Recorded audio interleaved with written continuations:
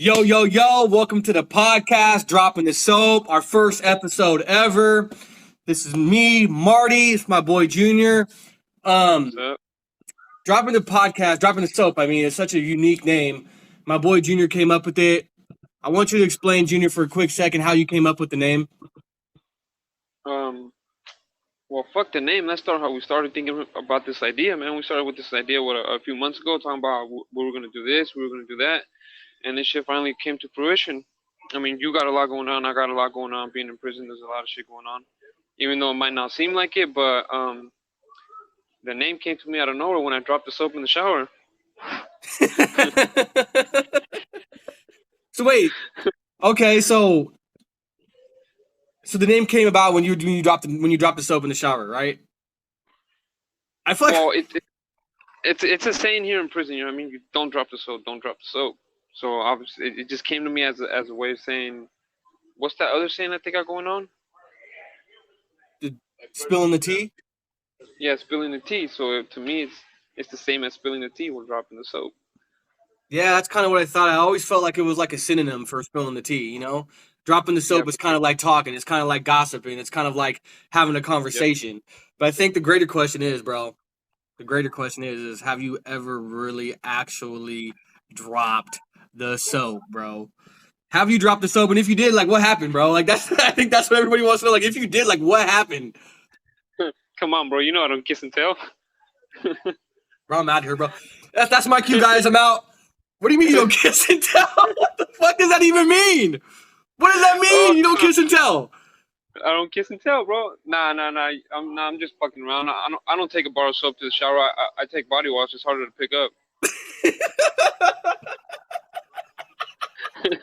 It's harder to pick up. It's harder to pick up. Nah, actually, I came to prison when I was 19, so I don't know if anybody knows how the prison showers are set up, but in Tracy, it's four on one side, four on back. So if you're showering facing the shower head, your ass is actually out to anybody who's waiting in line. So I'm sitting there. I'm 19 years old, a bunch of grown ass men. I just came from juvenile hall, and I fucking dropped the soap. I'm in the middle of everybody. I dropped the fucking soap. I've been working out. I know my ass is perky right now. You know what I'm saying? I'm like, damn, this is not good. So I'm trying to play it off. You know, I'm like scrubbing down. I'm like, okay, I'll just pretend like I'm scrubbing my ankles. Then I started thinking, but I'm like, wait, if I scrub my ankles, I gotta somehow bend over. Yeah. I'm like, you know what? I'm like, I get all self-conscious about it, and you know me, I took a couple peeks to see, you know what I'm saying? Yeah. But I'm like, I don't want that one. So so I'm like, fuck that soap, you know what I mean? So I dry off, I grab my shower shit, and as I'm walking out, the dude next to me was like, hey, you want your soap? Soap in hand. I said, you can keep that fucking soap. You pick that shit up. Yeah, I'll do the same thing. Like, I don't want that fucking soap. Fuck that shit. So yeah, I actually didn't pick it up, but so what I started doing was I started tying the rope, the soap around my neck. Yeah. That way I never the motherfucker. Yeah. That's And I rough, stopped. bro. I Yeah. stopped doing my lunges. That's rough. So you're at Tracy. You're in reception, obviously, right? You know, your first prison that you've ever been to. I think the greater question too, like, it's so hard to think about dropping the soap and think about the consequences of that, and I kind of want to ask you too, like, what is the one moment that you realize, like, what is the one time during your incarceration that you realize, like, damn, I'm in prison? Like, like, to put it in a better way, like, what was your prison moment? Like, what was the moment that you realized, like, dude, I'm in prison right now, bro. Like, I'm in prison. Yeah.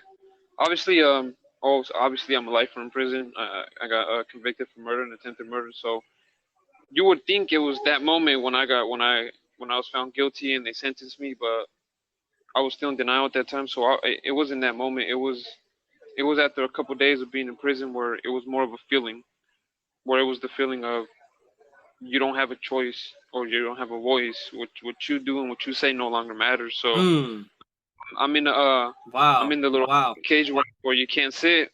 So it's just like a little. It's like as small as a phone booth. So I'm basically standing in a phone booth that's caged. And I asked the officer, I said, hey, I got to use the restroom. And he just looked at me and walked off. I'm like, fuck. So another one comes by and he's like, "You can hold it in." So they had me there for about 4 hours, and I'm like, "Damn! Like it really don't matter that I gotta use the restroom. It really don't matter that I gotta drink water.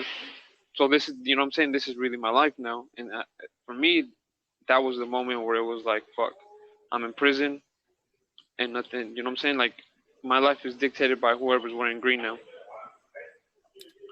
Damn, bro, that's rough, man. That is so tough, bro. Yeah, they kind of strip you of all your freedoms and all your liberties, huh? Like, Yeah, if and you then want a glass of water, you can't have a glass of water when you want a glass of water. You can't use the bathroom when you want to use the bathroom. You can't do this when you want to do this. Like, you're just essentially confined to that environment and what the hell they say, right? And for yeah, the and that's correctional officers, like, how are they? Like, actually, you know what? I wanted you to talk a little bit about, if you don't mind, talk a little bit about why you're in prison. If you like, why what happened? Like, exactly. I mean, if you're not comfortable with it, don't worry about it. But like, explain a little bit about that. well, obviously when I talk about this, I'm not condoning it, or I'm not Sure. encouraging Yeah. any type of violence. But you know, I was a being part of a gang. You did everything you do to impress your homies and to keep that up, and for you to get that pat in the back. So one night I grabbed a gun and I went out and I shot somebody. I, Damn. I I killed I killed the innocent bystander who was there. And I got the pat in the back from the homies when I went to jail. I got the pat in the back from everybody who was there. So to me, it was glorified. You know, I did something good. The homies loved me. Like I'm good. I was 17 years old. Come to realize, finally, when I left all that shit behind and started thinking like a grown man and an adult and a human being, it was like what you did was wrong. You know what I mean? And so Right. for every Right. bad thing that has happened to me since I've been in prison, it's been like you deserve that because you did this. And it's supposed to be like this, and you're lucky for being alive because back in the days they would have hung me, or I would have got stoned in the streets. You know what I mean? Yeah. So it's just like you grow up as a kid, you think you're doing right, you think you know it all, but you really don't. Yeah. Actually, I think that's kind of profound, bro. Like, you know, you commit this crime, you start to feel remorse, but everything that happens to you while you're in there, everything that starts to happen to you, and you start to feel bad for, like, you start to say, "Oh, I deserve that." You know, this I had this coming because of what I did. I think that's kind of profound. I mean, that's actually really deep. That's actually really deep. Um, yeah, that's just crazy to think about, man. I kind of can sympathize with that, like in a way, like at least understand like where you're coming from, the guilt that you would feel, the shame that you would feel. So any type of bad thing that would happen, you would say, "Well, I deserve that. I had that coming because of what I did." Even though you're remorseful, even though you feel sorry, even though like obviously you're going through a process of rehabilitation. Yeah, We'll talk about that in some future episodes, though. But like, yeah, for um, sure. yeah. Like, It's bro, I'm just hella glad I met you, man. Because you're my, you know, me and you, we've known each other for quite some time through a mutual friend, yeah, yeah, and I'm so glad I met you. I'm so glad we're doing this podcast. I feel that we have a lot to talk about. We got a for sure. lot to talk about in future episodes. We got a lot to dive into. I want to start like really diving into some of the deeper aspects of your incarceration. I want to talk about what it's like to prison love, not gay. Well, you know, I, mean, I don't.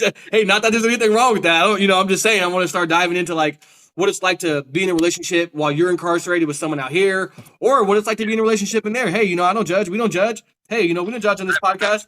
I haven't found the lucky No, I'm one just yet. joking. We don't judge. No, I'm just joking. But Oh yeah, for sure. There's a lot of topics we're going to touch into, and that's the point of this podcast, to bring light to the people that are in prison and to bring light to the people that are going through the rehabilitation. Because we're going to have guests on here who've been in here for a long time. We're going to have who's a personal friend of mine, Clarence, who's been down in prison for 32 years already, and he's an upbeat guy. You've been down for 32 years. You think you'd be stressed the fuck out, sure, yeah, but yeah, yeah, yeah, and that's why I got much love for you. You decided to give this a shot and bring light to the people that are in prison, to show who we actually are as human beings, and to see the change that you made from point A to point B and where we are now, and the work we're putting in, so the cycle doesn't continue. yeah, for sure, man. Well, I think that kind of concludes our first episode. Well, what? You want to close this out, bro? It's the first episode, man. Dropping the soap. Damn, how do I close this out? Do I go get a bar of soap and drop it, or what? Do I do a Yeah, just go get reenactment? a bar of soap, drop it in the background, look back and go, ooh. Hey, put big old announcement before I do it. Oh, my soap is slipping. Yeah.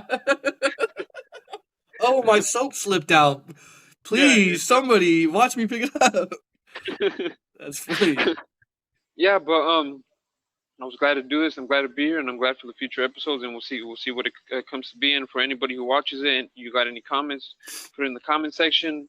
We appreciate your love, whether it's honesty or positivity. We'll try to respond to anybody, and anything. And we're here, man. Nervous. I was nervous as hell. I had a cotton mouth.